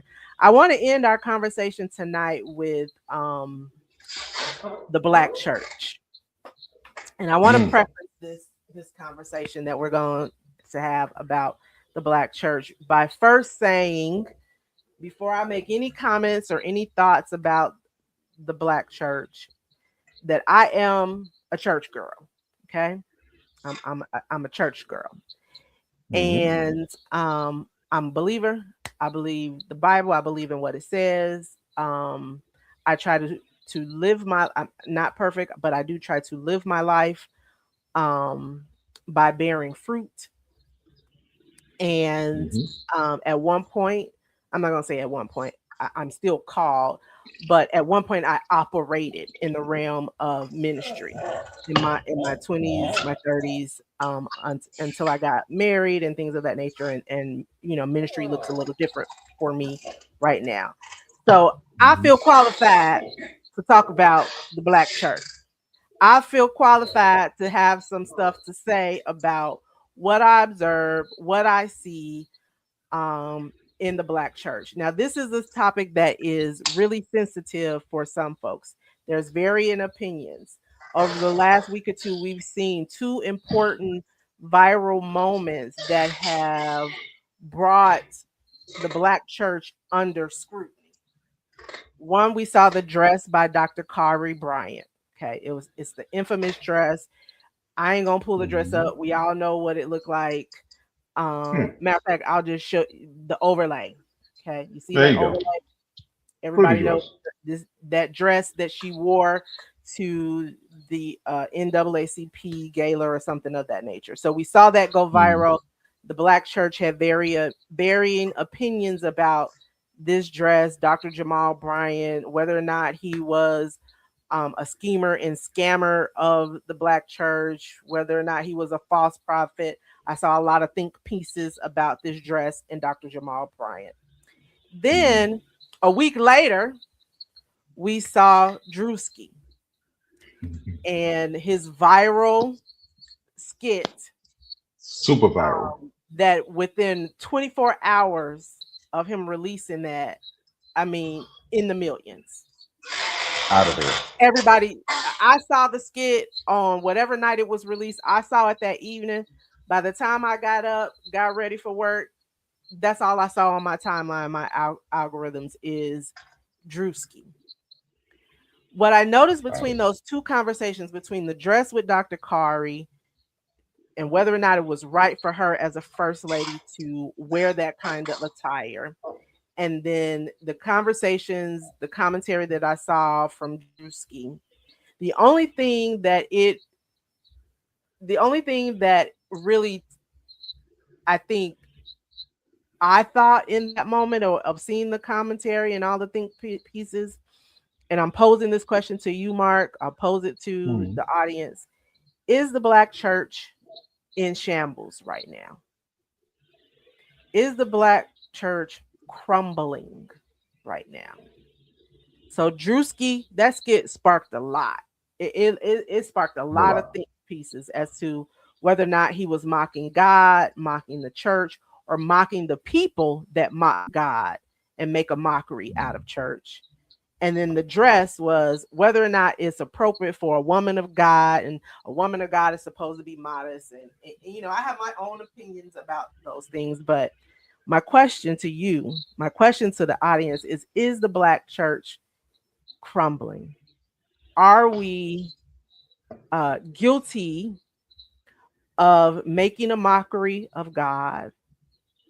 Are we guilty as a Black church of making church into nothing more than theatrics? Now, I've seen the opposing opinion, like church folks say that we're criticizing the church. I'm going to tell you again, I'm a church girl. I have a right to have something to say. The Bible tells us that judgment will begin in the house of the Lord. So us judging and having an opinion about church is, you know, we're well within our right to express some opinion. There are some folks that say it's a distraction for the Black church. But if you know, like I know, some of the stuff that I done seen in church is not biblical or right. What are your thoughts? Is the Black church crumbling? I don't think the Black church is crumbling. I say we because look, I am a member of the Black church. I think, you know, one, just to let people know, I've been in the pulpit. I've delivered messages in the pulpit. Like, so this isn't, I don't have an anti-church or even anti-corporate worship mindset. Me either. I'll But say yeah, let's this. make that clear. Yeah. That's the floor. I'll say I remember when Dietrich Haddon had his birthday party. I think his 50th birthday party. Yeah. And Yep. his wife came out. There was video. His wife came out and she was twerking and grinding on him and stuff like that. I was like, "You're doing too much, right? Yeah, Like you're Black doing church too went much." crazy on that one too. And the reason why I said you're doing too much is because you posted this video. Like I didn't come in there and sneak in there with my, meta glasses or something like that and steal, Yeah. footage. You came and showed this, and I'm a man. A woman twerking does not bring thoughts of, oh, she's very acrobatic. No, I'm like, oh, Looking at she's that throwing it ass. like that. You know what I'm saying? She's throwing it like that. Yeah. Okay. But that's what am I supposed to think? That's what that is supposed to do. Now you were doing it to your husband, but you did it in front of other people. Now, if you were at home and you were twerking on your husband, that's you do what you do. You entice him how you entice him. But you're doing it in front of other people and showing other people that you do that. That's now you're making that public. So that means the public has a right to have an opinion about it. So taking as far as the dress. So taking it to the dress. And Yeah. Dr. Kari, Jamal Bryant's wife, was she wrong? So this was not a church event. The Bible. No. So here's the thing. Let me say this and put it in context. So the Bible does talk about in 2 Timothy about a woman being modest, so on and so forth. But when Paul was teaching Timothy in that moment, the context of that scripture, because a lot of people were using that scripture out of context, and I even commented like people are using this particular scripture out of context. The context for that particular scripture in 2 Timothy, where Paul talks about women being modest, was because the women at the church in that time, in that church, had classism issues, right? So it was the haves and the have-nots. It was the women who were prominent and had husbands and could afford things, and they could afford nice dress and so on and so forth, versus the women who were not as fortunate. And so Paul was teaching in that moment that to not make it appear that these women coming in the church with the fine linen and all this, we don't want these women to make the women who don't have that ability or those rights or the fine linen and we don't want to make them feel, it's church. We don't want to make anybody feel less than or less fortunate. So come to church, be modest. You ain't got to put on all the big hats and all this. So that's the context of that scripture that I heard a lot of people using to justify the fact that Dr. Kari should not have worn that dress to a gala that she was with her husband. He bought the dress. He wore it with him. She was not naked. It just had the illusion, but she was with her husband. Yeah. What say you? No. Now, first off, I'm glad you said that. So you saying that they wasn't coming to church back in the biblical days butt naked? Blew my mind. No, they weren't coming to church butt naked back then. Yeah, the women Okay, didn't he come didn't have butt to tell. naked. But Yeah, some they of the didn't have to women thought tell they was people to put. highfalutin and would come with all the Exactly. grapes and gold. The two But fan Paul putting had to putting tell their them you had pearls to tell on. these women. Yeah, yeah. So now going from my thoughts with Dietrich Haddon and his wife to my thoughts with Jamal Bryant, there was nothing wrong with the dress. The dress, it wasn't a sheer dress. The reason why people like Jamal Bryant said, the reason why you couldn't tell that it was just a flesh tone dress is because you ain't never been nowhere. You ain't got no You past. haven't dressed up. Yeah. you haven't dressed up. Now, yeah, they're gonna have an issue with anybody who's seeming like they are doing well in life in their pastor, right? Because somehow the mindset is pastors are supposed to be broke. Yeah. If you ain't broke, you cheating, right? But regardless of that, because that's a separate conversation, she was dressed appropriately. If you look at her dress and you look at the other dresses that were in there, she actually was more clothed than a lot of the other dresses that were in there. The skirt wasn't super high, hiked up above her knees or nothing like that. The top wasn't plunging down to her navel or nothing like that. She is a beautiful woman. She was with her husband, who she was a beautiful woman who is shapely because she works out. Yeah. And she had a good, I don't know how expensive the dress is. He probably spent some money on it. Yeah, he probably put a couple dollars in there. And they were able to do that. And how would it have looked if they went to an event like that and they were dressed as the most cheap, poor, like, why even go? Like, what's the purpose of you going if you're not going to put on your best outfit and go? Like, that's one of the reasons why you're there. That's number one. Two, modesty is subjective because everybody has their own standard of modesty. And if you go by one scripture, if you use one scripture to judge somebody's life, then you have to use the other scriptures to judge your own, right? And if you're willing to do that loudly, then hey, you're being consistent. But the one pastor who said that Jamal Bryant let his wife dress like a hoe, yeah, my response to that was say it in his face. Because regardless of how high up I go in ministry, if you tell me my wife is dressed like a hoe, you're gonna have to pick the teeth up. That's fighting words, right? Yeah, there's nothing else to say. I don't take too kind to men who speak on another man's wife. That's not your place. I don't care if that's weird stuff. I don't care about none of that. That is not your place to call out another man's wife. She's not dressing for you. She's dressing for her husband. Yeah. Why are you looking at her husband, his wife? I mean, the antithesis of that, because we're talking about the black church, is the black church crumbling? The flip side of that is there are a lot of people that feel like Jamal Bryant himself is a heretic, right? That he is not. He's leading the flock astray, that is the link to Druski's skit, right? So he's making fun of probably what he has seen, particularly in the mega church. So this is not probably at all churches. So I want to make that he carbon copied.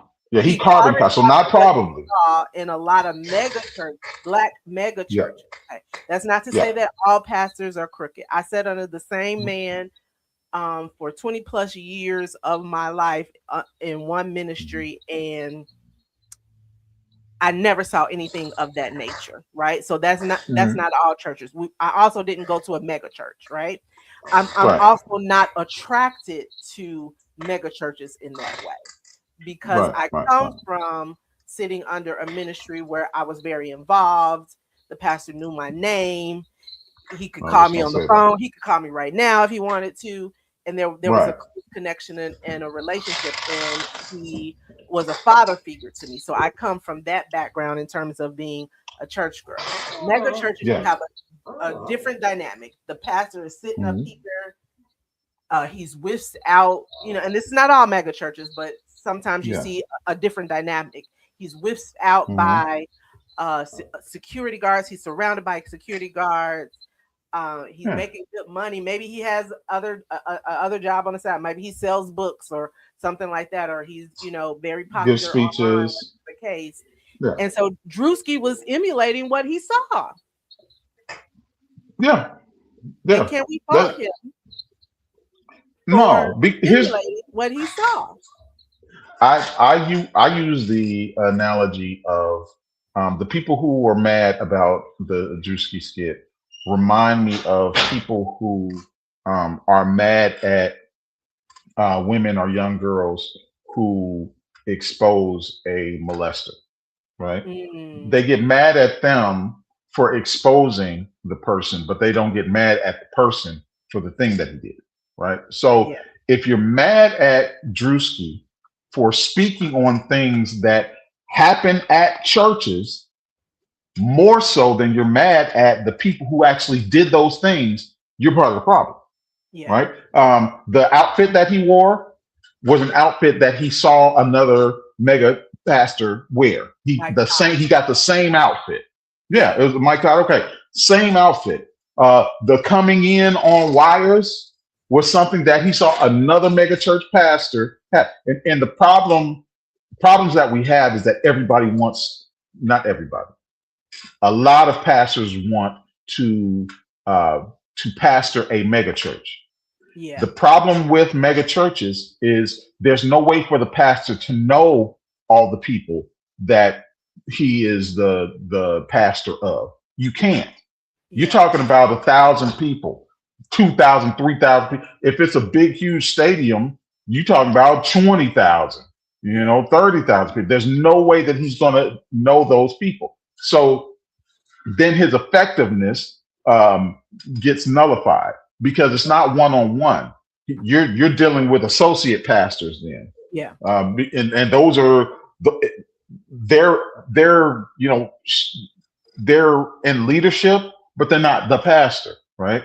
The things that he highlighted, the things that he showed are the things that he didn't expose them. It's not like people didn't know about it until he said something about it. And because the truth it's not like you have pastors who are benefiting off of the poor people that attend the church. I mean, I can't remember his name. I'm having a brain moment, but he got indicted not too long ago as a pastor out of New York. He would wear the flashy clothes. The bling bling pastor. The bling bling pastor. I think he's in New York, but So we see examples of these kinds of men of God who are fleecing the flock. Yeah, it's a real thing, and so very real.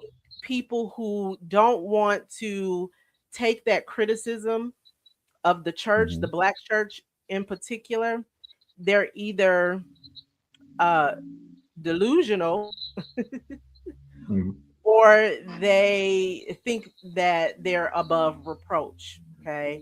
Yeah. Again, this is not an indictment of the entire Black church. This is not an indictment of all church folks. This is not an indictment of all pastors, but we got to be honest about some of the things that go on in our churches. Yeah.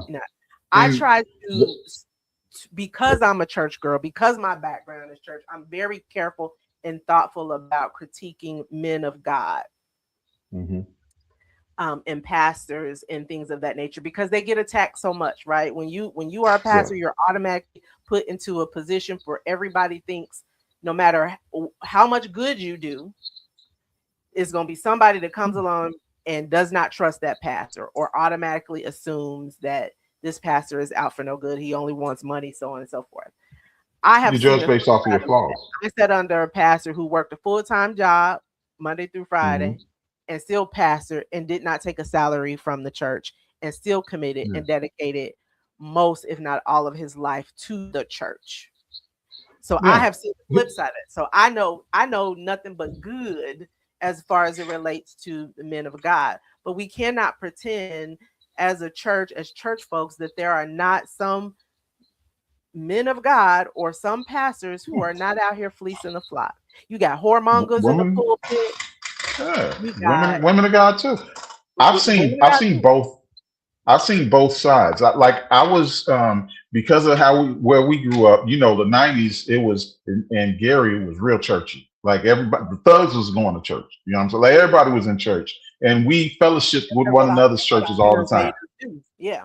Exactly. So I would be in these rooms where pastors were sitting around talking about how many members they got versus how many members the other pastor got, and what they brought in and I've been in those rooms, but I've also been in rooms where pastors were giving their last so that somebody could pay rent, Yeah. or a pastor blessed somebody with a car because that person had to catch 8 buses to get to work and stuff. So I've been there too.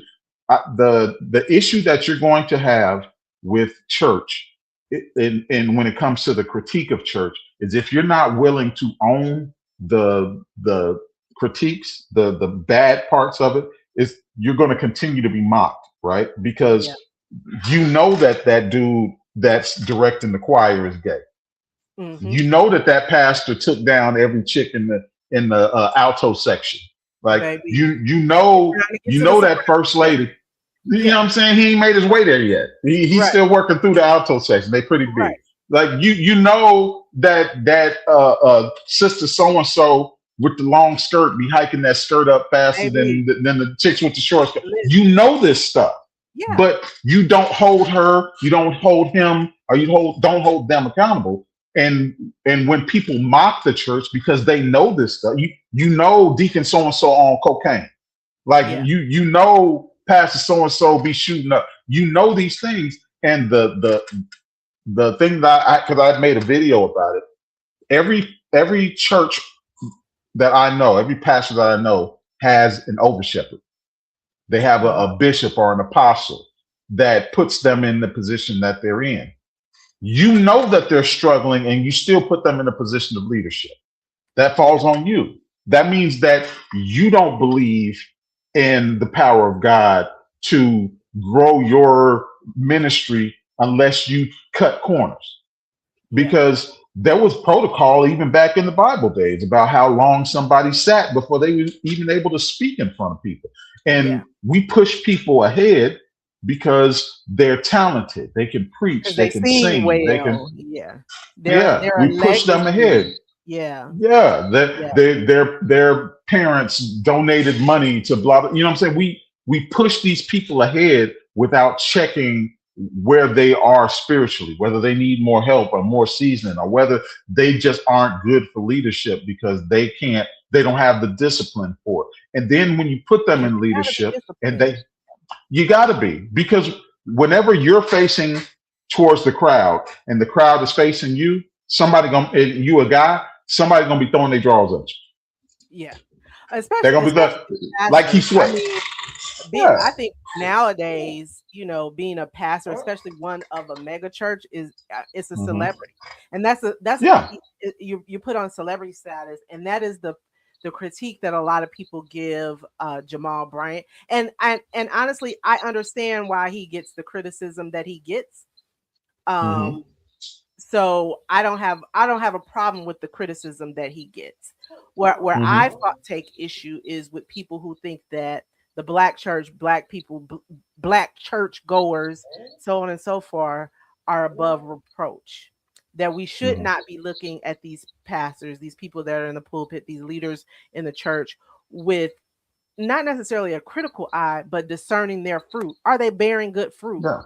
If nothing follows them but chaos and rumors, they're always in the middle of something. Yeah, proclivity. You always in the middle of something. You always going viral. How are you bearing fruit? Yeah. And that is what we should be discerning. We should be very discerning of our leaders who are in a position of leading the flock. And so I don't think that they're above criticism. I can understand why people think that Jamal Bryant is a heretic. I can understand why people got mad at, was it Marvin Sapp or Marvin Wayans who stopped. It's Marvin Sapp. Marvin Sapp. I can understand why people got pissed at Marvin Sapp for that. I can understand why people was looking sideways at the pastor that he's coming across across the sky. It's theatrics because church with has his turned Spider-Man. right. It's turned into theatrics. It's Yeah. turned into a show. It's become more about the show and how you make me feel, and I'm supposed to walk out of church and feel good. And That's why the choir sang, and and Bishop let Jake said once. yeah, the word. Go ahead. I'm sorry.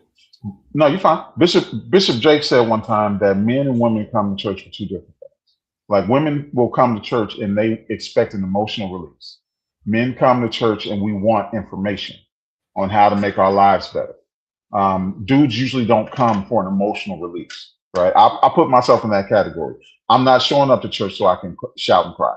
Like that's not why I'm there. I want to hear what you got to say to me that's going to help me to get from point A to point B, right? When it comes to pastors, you're never going to escape criticism. So you have to live with it. You're never going to escape criticism. I do take issue with people who had the issue with Marvin Sapp because they didn't understand what was going on and they made a judgment call about it. And what we churchgoers know is that when money is moving, they always close the doors. That's part of the process. Yeah. But if you don't go to church and you're making these judgment calls about what they're doing in church, then to you, they sticking people up. Now, Druski made a joke about that, but Druski isn't a churchgoer. Yeah. Druski is not a saved comedian like that. I don't know his relationship with God, but he hasn't promoted that. So as far as I know, he's not a saved comedian like a Kev on Stage. Kev on Stage wouldn't have made that joke, not because he would be scared of making fun of the church, but because he understood, or he would understand that when there's an offering going, that you close the doors of the church. That's for safety reasons. But we know that as churchgoers. But you can't escape the criticism because there's so many other things that you allow that you invite the criticism to come in. You allow the person who's mean and stank attitude and always talking about people and backbiting and cut. You allow that person to be in leadership and hurt all these people. Not only leadership, but they over the Sunday school. And they sitting there dogging people out. Mean asses. Dogging people out. Yeah. Right. My grandmother, and I'm not ashamed to say the church, Logan Park. Anybody who's from Logan Park, hey, sorry, but it is what it is. Logan Park pretty well. Yep. My grandmother was a member of Logan Park, and she stopped going because there was a young man who came there who had AIDS and he was dying. And they made him sit in the back. Nobody embraced him or came up to him or talked to him or anything like that. And when he died, nobody went to go see him. Wow. So she said she could no longer go to that church. Now, it's an apostolic church, apostolic religion. I grew up in old school, staunch, apostolic, can't paint your toenails, can't wear earrings. I grew up in that type of apostolic church. So I know the thought process. Yeah.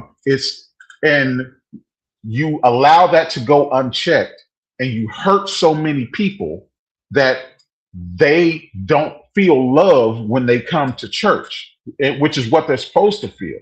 Yeah. So now they critique you and they criticize you. And then there's things that if you were able to communicate, maybe they would understand it better, but they're judging you based off of your history, just like you're judging them based off of their history. Yeah. So now you got to eat that criticism, and instead of getting mad at people for critiquing the church, do better. Do better. And that's my point. We need to, as a Black church, and I'm just speaking specifically on the Black church because I think just us, yeah. The white church is a whole different topic. Something completely different. But I think when I ask the question, are we crumbling? I only ask that because there was one point in time, and we take it back to, politics, so on and so forth, in the 50s and the 60s, where the Black church was the safe haven for the Black community. It was the place where you found safety. It was the place where Black people found a sense of encouragement. It was the place where Black men in particular were groomed for leadership, right? So they may have had political views, but it was the Black church that gave them their start.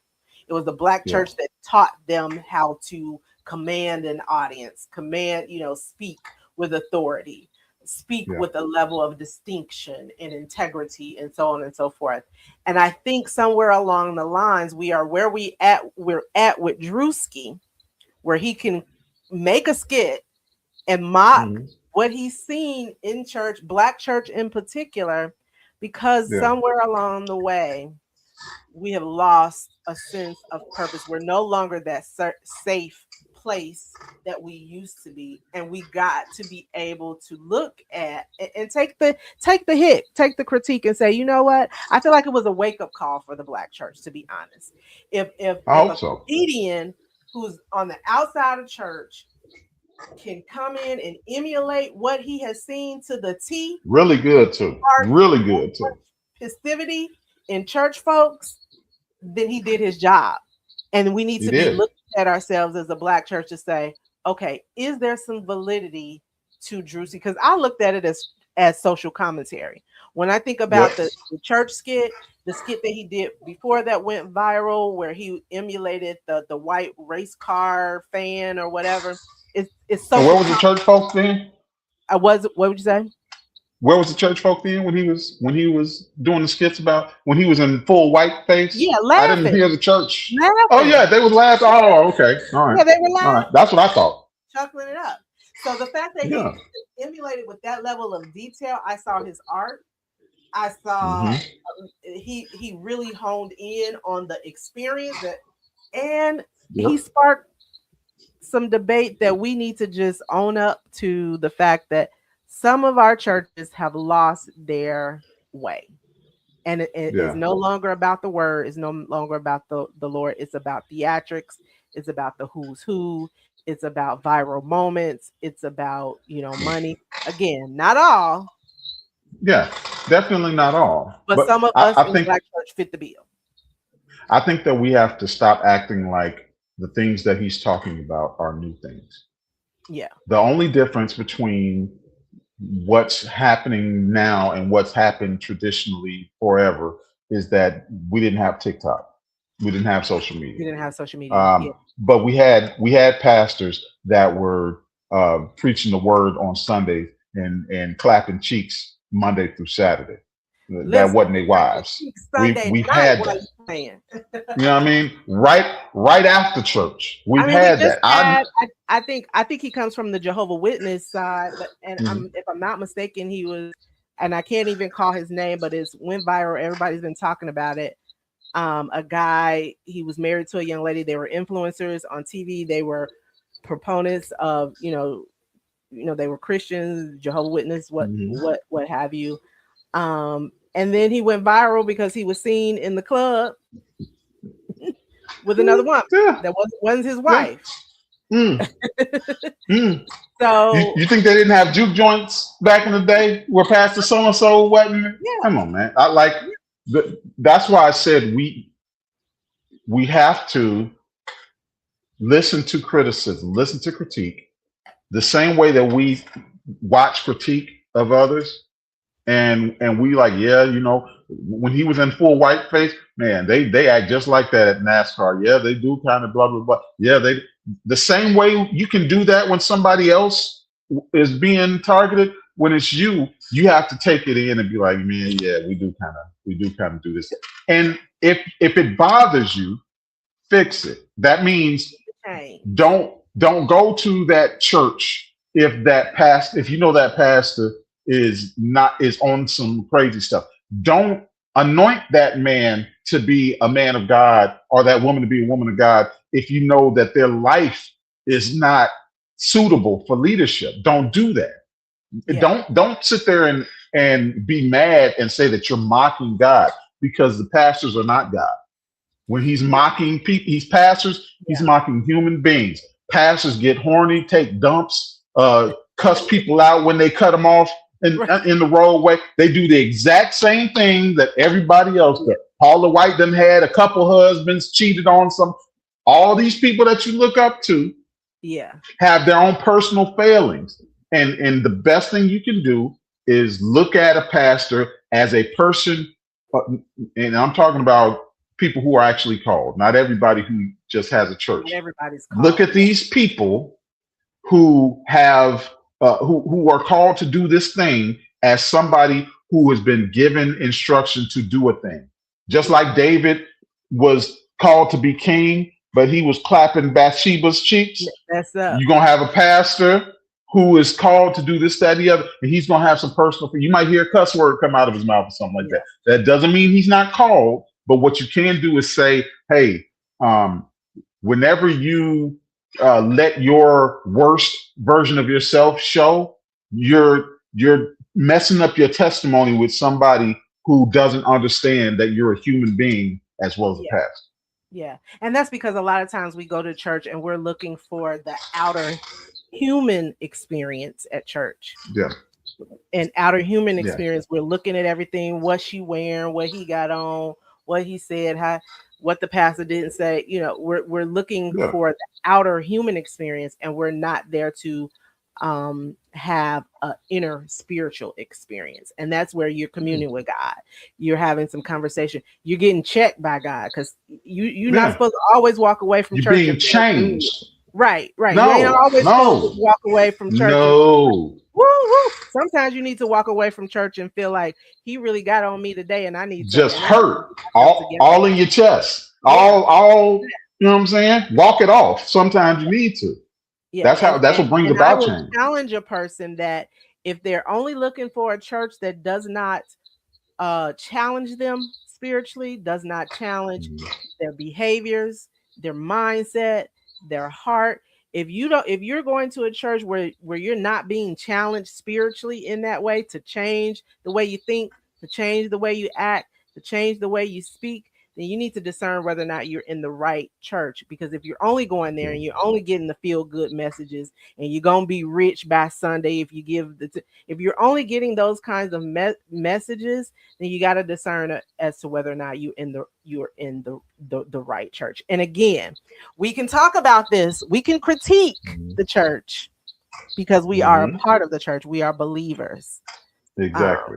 And so, yeah. Exactly. Yeah.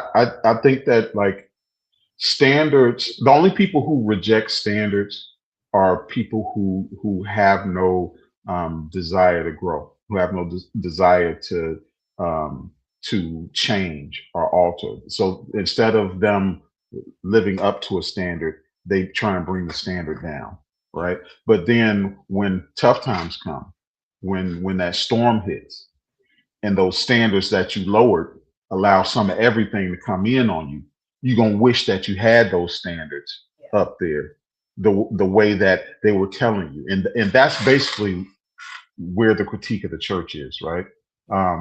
If we keep the standard, if I keep the standard high and I say, hey, I'm not even meeting it the way that I need to, I'm struggling too, but this is what the standard is. Whether I meet it or not, this is what it is. So I'm going to talk about my stuff just like I talk about your stuff.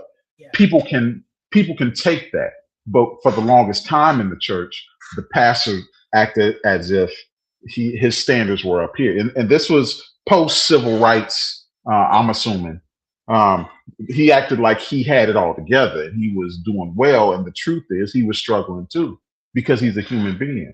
And Kirk Franklin said one time that we gave people the rules, but we never showed them our hearts. We never showed them, where we struggled, where our pain was. So when they came up believing that we didn't have any struggles or any pain. So we judged them. They could judge us because they hadn't been through nothing. And then you find out dad got a whole family on the other side of town. You find out mama been messing with Uncle Lester for the past 15 years. That's how bills got paid. Like, you find that stuff out, and then you're like, but you was judging me for drinking in high school. You know what I mean? Like, how about we have a conversation and you tell me, hey, we both trying to make it through this thing, but we can't lower ourselves to accept some of anything.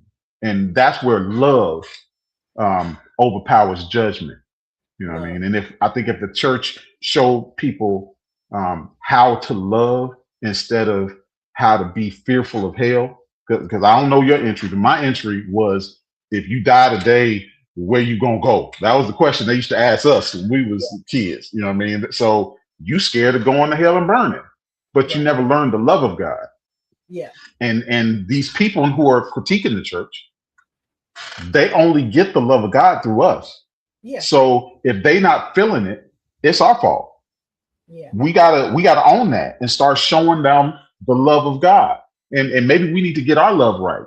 And then so we can show other people the love of God, so that when they critique the church, they also say, yeah, but there's people who help me. There's people who pray for me. There's people who encourage me. They can say that too. But that's on us to change it. Yeah. Yeah. Well, listen, brother, I mean, we could probably go on and on and on about it. We 2 hours. Oh, yeah. I don't want to belabor. I mean, this was good conversation tonight. If you came in late, we have talked about a plethora of things. We've talked about politics. We've talked about what's happening in Minnesota. We've talked about Nikki Minaj and Don Lemon. We've talked about Druski. We've talked about the infamous dress. We have talked about what else? What's on my notes? We've talked about what I said, Minnesota. We talked about Nikki Minaj. We just talked about a number of things because that's what we do over here at High Heels and Lipstick Conversation. These conversations are for grown ass folks, for seasoned folks. Again, we got a little coins in our pockets because we didn't learn money management. We got a few grays in our hairs and in our beards, what have you. But ultimately, this is just real conversation amongst folks who, who like dialogue, who like conversation, particularly from the Black community. Thank you, Mark, for being here on this evening. Why don't you share with us? You do a lot of this kind of social commentary.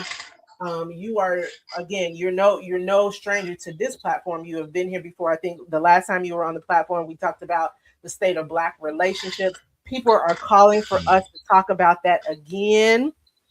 Let's get this work. Jillian Carter said, enjoyed you both. Thank you for checking in, Jillian. We appreciate you. That's 95 right there. We appreciate you for checking in. You have your own platform. You talk about many of these same topics. Share with us where we can find you in your social commentary on some of these trending topics. Where can we find you on social media? Yeah, on Facebook, I have a couple different pages, but the one that I'm focused on right now, the Mark B, and that's BEE. On Instagram, well, actually, no, it's Mark EB. Mark E, then BEE. Yeah.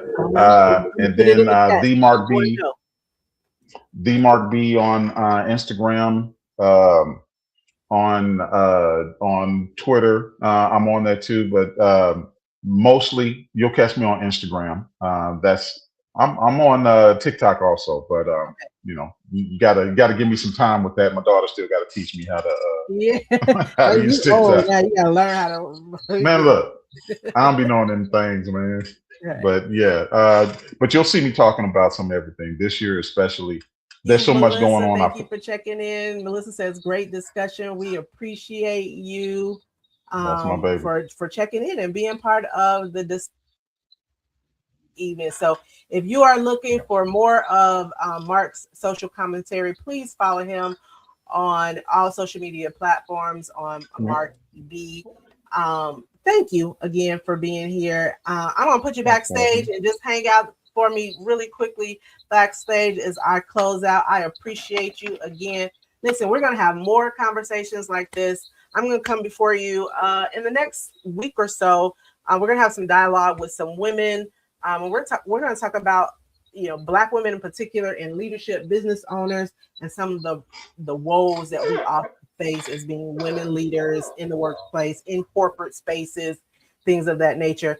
I think we would be surprised at some of the opposition and some of the things that we, as Black women, even though we're highly educated, we're breaking glass doors, things of that nature, we are still facing a lot of issues in the workplace and in spaces where we are leaders and still, have inequitable treatment. So again, thank you for this evening, Mark. Thank you for being a Thank part you of for the having me. conversation. You getting some love. We got some hearts emojis in the chat. Thank you. It is always Appreciate a it. pleasure to have conversation with you. We are definitely going to have you come back so we could talk about the state of relationships. People like relationship conversations for whatever reason. They They do. like, They do. yeah, they like that. So thank you for being here. Follow Mark on all social media platforms. Hang out for me backstage. Mark, I'll be right with you as I close out. Thank you for having me. All right, y'all. So that was another High Heels and Lipstick conversation with your girl, Nemia Carnese. Again, I am going to come before you in the 1st of February to have an important conversation about Black women in leadership and some of the things that we face. Please stay tuned. Please share and like this live. Please go to my YouTube page if you are checking in from YouTube page. Because I took a hiatus with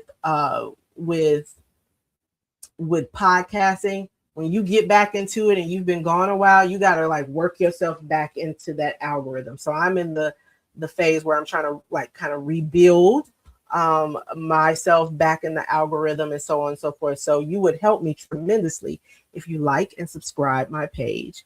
If you share this live, if you continue the conversation in the chat, the conversation does not have to end here with the live, but if you continue the conversation in the chat, that will help me immensely. I really appreciate you.